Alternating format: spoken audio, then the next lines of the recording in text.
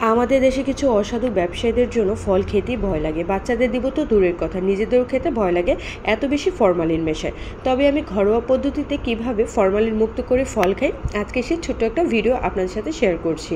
একটা পাত্রে পানি নিয়েছি, এবার পানির মধ্যে আমি দিয়ে দেব ভিনেগার। এই ভিনেগার সবার বাসায় কম বেশি থাকে, না থাকলে আপনার আশেপাশে যে কোনো মুদির দোকানে অল্প দামে পেয়ে যাবেন।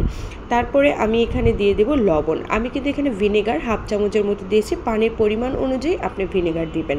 তারপরে আমি ভালো করে লবণ, পানি আর ভিনেগারটা মিশিয়ে নিয়েছি। এবার আমি এখানে ফল দিয়ে দিব। এখানে আমি গ্রিন অ্যাপেল, কমলা আর নিয়ে নিয়েছি আনার। আমি আজকে যে ফলগুলো আমার বাচ্চাদেরকে দিব, নিজেরা খাবো, সেই ফলগুলোই এখানে আমি দিয়ে দিলাম। এবার খুব ভালো করে এই পানির মধ্যে হাত দিয়ে কচলিয়ে আপনি ফলগুলোকে ধুয়ে নেবেন। দেখেন আমি কিন্তু হাত দিয়ে খুব সুন্দর করে কচলিয়ে ধুয়ে নিচ্ছি। তারপরে এই ফলগুলো 15 থেকে 20 মিনিটের মতো এই পানির মধ্যে রেখে দিবেন। তারপরে পানি থেকে উঠিয়ে একটু পরিষ্কার পানি দিয়ে খুব ভালোভাবে ধুয়ে নিলেই ইনশাল্লাহ প্রায় 99% মতো ফরমালিন দূর হয়ে যায় এবং আমরা সুস্থভাবে খেতে পারবো।